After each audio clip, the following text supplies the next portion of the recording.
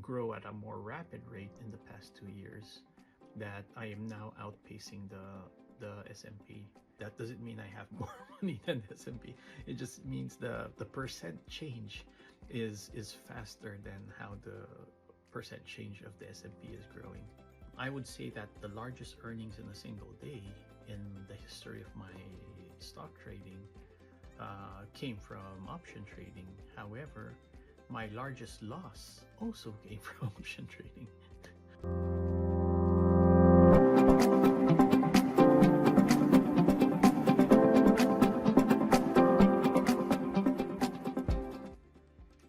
Hi, I'm Benj Arriola, and this is my road to retirement. Let's start off with my disclaimer. The information shared on this channel is for educational and entertainment purposes only and should not be considered financial advice. I am not a licensed financial advisor, accountant, or investment professional. All views expressed here are based on my own personal opinions, experiences, and journey toward financial independence. Investing and trading involves risk, and you can lose money. Always do your own research and consult with a qualified financial advisor before making any investment decisions. I'm not responsible for any financial losses, damages, or actions you take based on the information presented in my videos, posts, or comments. Past performance is not indicative of future results. All investments carry risk, and individual results may vary. Some links in my video descriptions may be affiliate links, meaning I may earn a small commission at no additional cost to you if you choose to use them. This helps support this channel. So I decided to give an overall status of my stock portfolio and other passive income sources at the beginning of every video. And since I'm not a full-time YouTuber, the frequency of my videos are not that often, at least for now. The last video I made was around 15 days ago. So to start it off, just looking at the status of things, I do have a 401k account. It's currently in the 70,000 range, but I'll just use this bar moving forward as like the milestone of where my account is. My next milestone is trying to reach that 100k mark. But for now, it is at around 70, but I only passed the 50. That's why only the 50 is highlighted there. Now, I also have a stock brokerage account, and I have two of them actually. There's one on Charles Schwab, and there's also one on Internet Brokers, and Interactive Brokers, yeah, IBKR.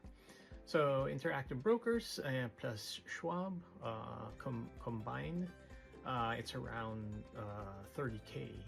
But in my milestone graph here, you can see the next milestone to reach is 50k. So I'll color that once I reach that point. Now, in the stock brokerage accounts, some of these have some dividends. Currently, my annual dividends is around only near the 500 range.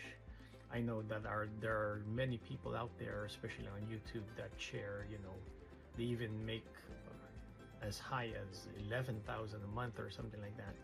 So not there yet, and probably I may not even focus on that until the later years near my retirement. But for now, it is $500 a year. So all of that combined, my stock portfolio is over 100k. My next goal is to reach the 250. Not sure how fast or how slow will I reach that, but currently I'm at that 100k mark. And to give you an idea of growth, I will also add in the previous month and previous year percentage change there. So over the previous month, it increased by 0.43%. And over the previous year, around the same month in end of October, since we're now in November 3, and the end of October, it increased by 34.48%.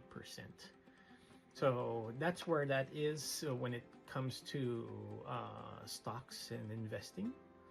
Now, when it comes to my stock brokerage account, If you're interested in the individual stocks that I actually trade or invest in, you could join Blossom Social. It's pretty transparent for all people that join Blossom Social and connect their brokerage accounts.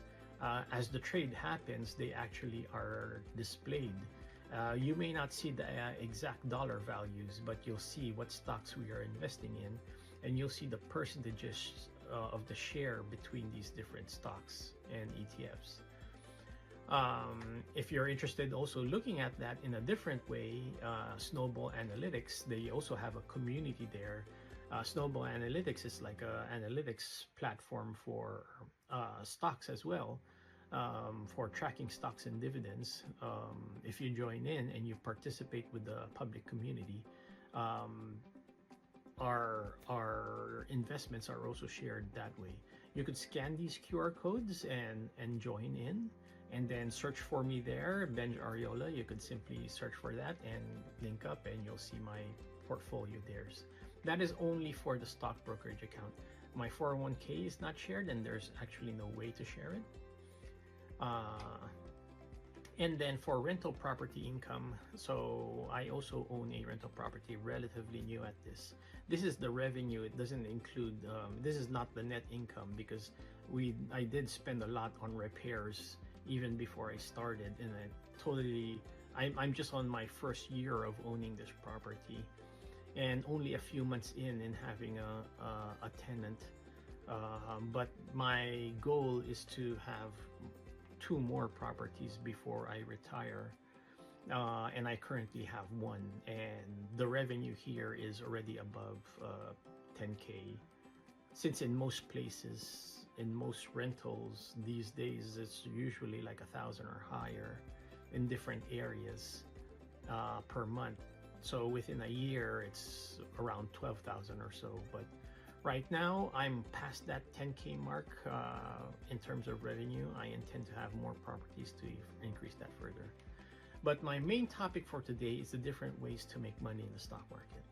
Okay, we're not going to go into the deep detail on how each individual way how we make money, but we'll just go through an overview first. Now, since my channel is mainly for people like me who is like 10 years or less into retirement, my intention is to help guide the people who are in the same boat, who are about to retire and never really saved anything from the beginning, and just needs to take action now to prepare for that moment. Quick change over here because it's a different day, because my earlier video got corrupted, so I'm redoing the second part. I'm now going to go through the 6 different ways to make money within the stock market. I'm going to start with the first one. Penny stocks. Penny stocks is one way to make money in the stock market, where this involves buying stocks that the price is less than $1. That's why the name is called penny stocks. Usually, people that trade this way may own it for a few days, or they may own it for a very long time. It really depends on the nature of that penny stock. If the company seems to be promising and you grow, more than 100%, 1,000%, it starts to become a stable company, then that was like a lottery. It's like a jackpot. You won that.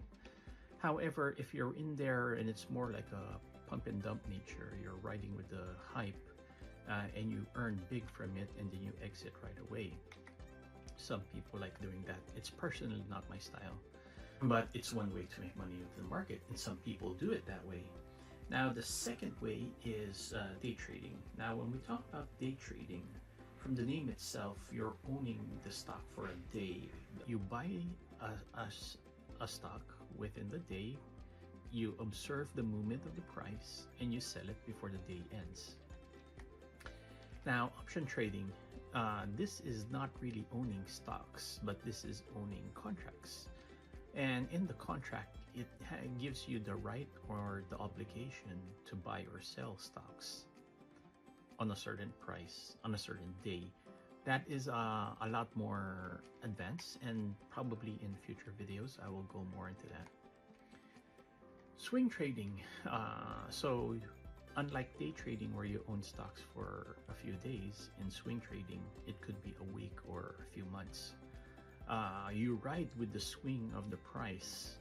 Personally, this is how a large majority of my non-taxed advantage trading account earn most of its money. And then dividend investing is you're owning stock because you want to rely on the dividends that it earns, which is like a portion of income shared by the company to its shareholders. Lastly, I have here growth investing. This is the most common way how people make money within the stock market, is they buy and hold stocks in companies they believe in, companies that they really did the research and know that they would grow for the long term. Some of them are easier, some of them are harder. And that's why I arranged them in this order, because I put the easiest closer to right of this ration. Growth investing, typically, since I say it's buy and hold, you just buy it and you could even forget it and come back to it later on. Since most of these are usually reputable companies, it's almost like the easiest way to make money. And then the penny stocks is probably the hardest because it's almost like a lottery. You never know what's going to happen. Timing is very important. Which goes to my second point in timing. Timing is very important in the penny stocks, as well as in day trading.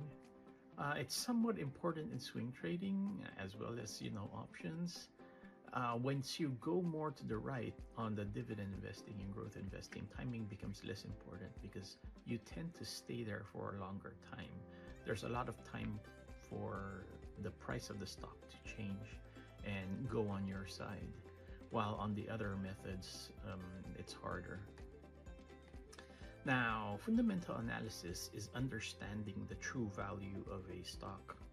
You're looking at the earnings of the company, you're looking at the management, you're looking at how long they've been in business, you're looking at the history, you're looking at many things, the debt that they have.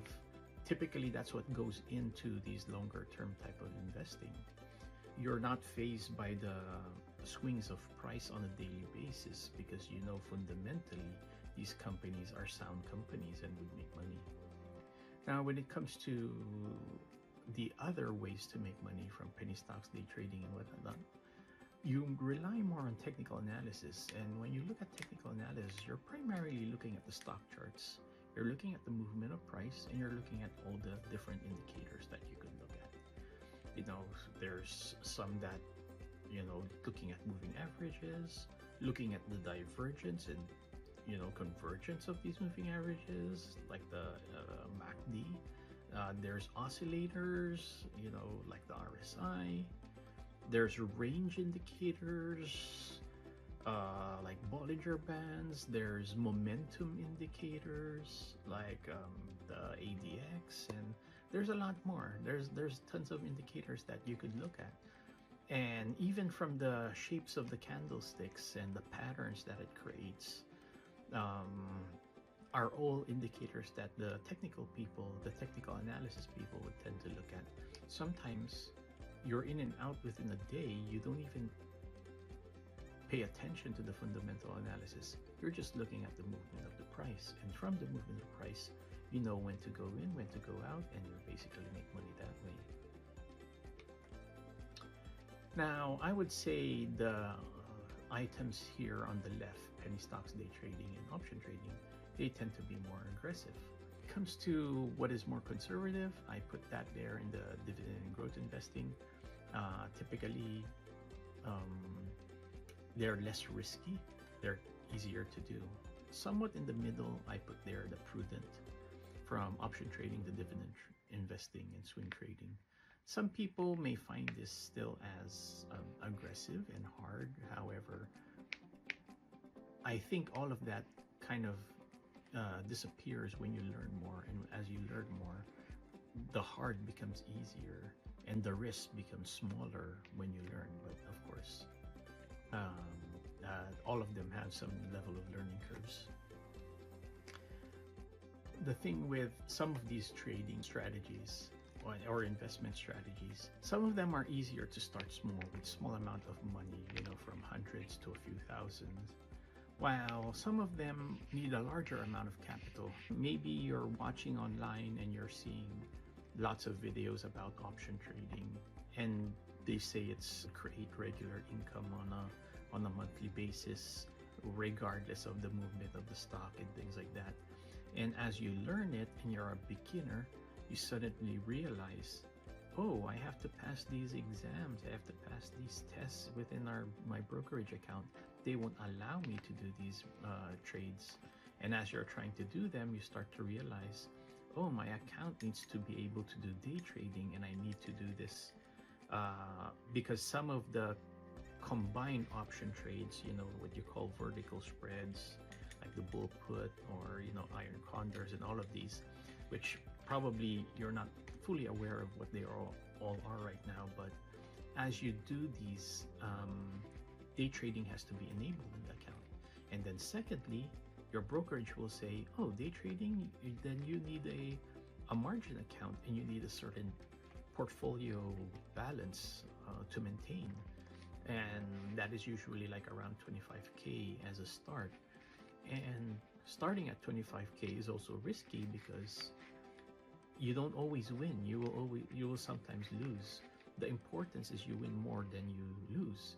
But if you're just at the limit of 25K and you lose, it's so hard to go back if you can't do these advanced trades. So some of them are just harder to do when you don't have enough capital, but some of them are very easy to do when you have enough capital. What do I do? Now, again, I cannot give financial advice, and this is not financial advice, but what I'm doing is what I'm doing for myself, and I'm sharing why I did them, more for the learning aspect of this. I do more swing trading than anything else. Probably 80% in my non-tax advantage portfolio. 80% of it is swing trading, and that's where I've learned the most and done most of it. Some people find swing trading a little bit riskier and growth investing a little bit easier. However, my swing trading though earns more than my growth investing. So typically when you do growth investing, your benchmark is the S&P 500, which is an index of the top 500 companies within the stock market. And historically, when you trade the stocks within the S&P or electronic traded funds or ETFs that follow the S&P, the gain you get goes somewhat in the similar, it moves similarly to the S&P. So if historically the S&P 500 gains in, overall value by around 9 to 11%. I'm not even aware of the actual stats. I always use 10 as my main benchmark, as my rough average of its gains every year. If you're outpacing that, then you're doing better. So this is how it looks like within my Blossom account. And if you're not a member of Blossom, I suggest you join because you could add some transparency to your account, and you could exactly see what stocks I own, and as well as with other members within the social network.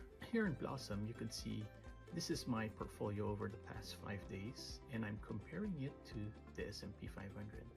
And you can see in the past 5 days, I grew 1.13% higher than 0.73 of the S&P.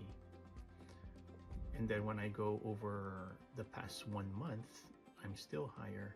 3 months is broken on the platform, but I could see year to date, and then you could see how high it grew year to date, and then for the past year, and then for the past 5 years. You'll notice that I was pacing similar to the S&P in the past, and they're similar shape, and I'm even lower. But in the past 2 years is when I started to concentrate on algorithmic swing trading, and this is where it's more hands-off, and I'm relying on automated rules, and it became easier for me, and that's when I started to grow at a more rapid rate in the past 2 years, that I am now outpacing the S&P. And even during times when it was somewhat difficult, during some of these dips, I was still able to outpace it. So that is the main reason why I do more swing trading than growth investing, because my swing trading is outpacing the growth of the S&P. That doesn't mean I have more money than the S&P. It just means the percent change is faster than how the percent change of the S&P is growing. So that's the main reason why I do swing trading over anything else. Now, I also do some option trading. I did say it's somewhat on the riskier side and requires a little bit of more learning. However, that is just the case. That's where I studied more of it so that I could confidently do it. I would say that the largest earnings in a single day in the history of my stock trading came from option trading. However, my largest loss also came from option trading. And when that happened, a big reality check came into my mind, because it humbles you right away when you start losing. Sometimes when you win consistently or constantly for the first few days, you think you're an expert until that big loss comes into play. And when you lose big, you suddenly learn, oh, I really don't know how to do this and I have to learn more. And then that was an expensive lesson, but it forced me to learn more how to do it so that I could do it confidently. Then dividend investing is one of the other things that I do. Some people do this primarily. They focus on high yield dividend stocks so that they earn like monthly income or quarterly, whatever the case is, as a share of the income of the stocks they invest in. Some of them are not really stocks. Some of them are like electronic traded funds or ETFs that does this for you. However, that is not how I do it, and I have my own reasons, and I'll probably have that in a different video. But one common thing that you'll see is the higher the dividend yields, the less growth you'll see within the underlying value of the stock. So something to consider.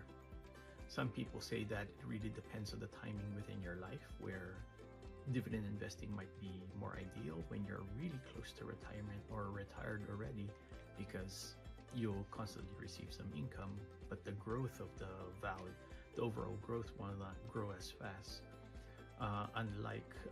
And when you're not going to retire yet and you're still on your way to retire, then it's not your main focus, and just focus on the growth. Again, that's the opinion of different people, and I believe in that opinion. That's what I practice as well. That's why it's not my focus, but I'm starting with it already. When it comes to growth investing, in my tax advantaged account, that's where it happens mainly. So that's mainly my 401k. In growth investing, you could follow the S&P, and in the S&P, there's many ETFs out there. Probably some of the popular ones are Vanguard ETFs like VTI, VOO, VFB, and all these others. And in my case, most of my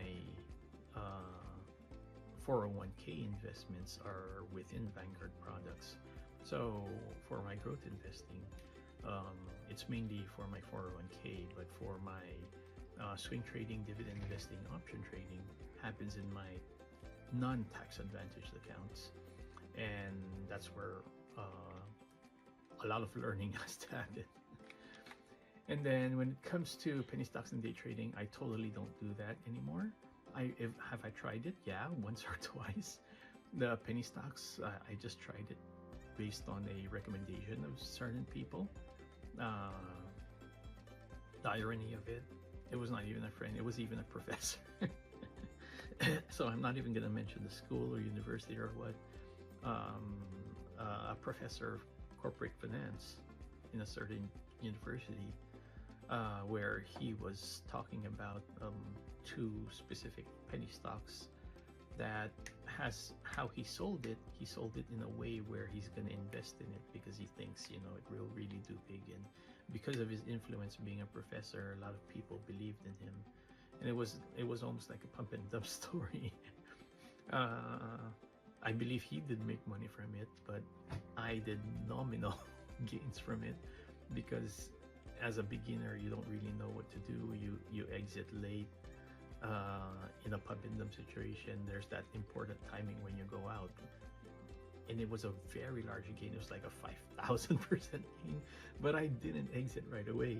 It started going down, and I still got like 1,000% gain. However, I was just starting. I had a few $100s, so I can't remember what I earned. Like maybe 1,000, 100 to 1,000. It's not, so that's not 100%. That's a 10% gain, something like that. But yeah, can't recall it that much anymore. And then in the day trading, that's how I started out, without even knowing anything, because after doing those penny stock recommendations, I just started watching CNBC, started watching Mad Money, and whenever I heard the buy, I said, oh, that must be a good thing to buy, and I'd buy it. And then, just not knowing any better, once I saw a little bit of gain, I would sell it, because I was afraid, oh, I might lose it. So within a day, I was almost like day trading because of from recommendations that I heard on CNBC. But that's how I started out, and these are the ones, the colored ones are the ones that I participated, and I gave the reasons why. But again, that's not financial advice. That's what I'm doing and my reasons why. And people that might be in similar shoes, where you're already in your 50s and you're near retirement and want to see and want to weigh what you could do, hopefully this serves as a guide. Since you're nearing retirement and you have less time and you want to be less risky because you don't want to lose much money, I would say it's safer to go more onto the easier side of things, like the growth investing, dividend investing, because it's a little bit surer. Now, when you go to the penny stocks and day trading, it's a little bit riskier, and the younger you are, the more you could play around with these, because you have a lot of time to make up for it and then learn in the process.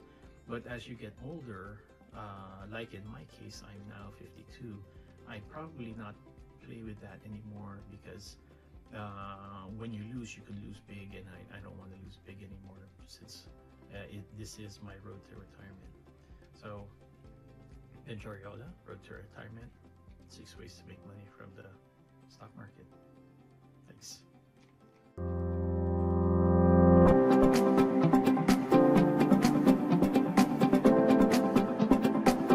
If you like this content, by the way, oh no, I need a haircut.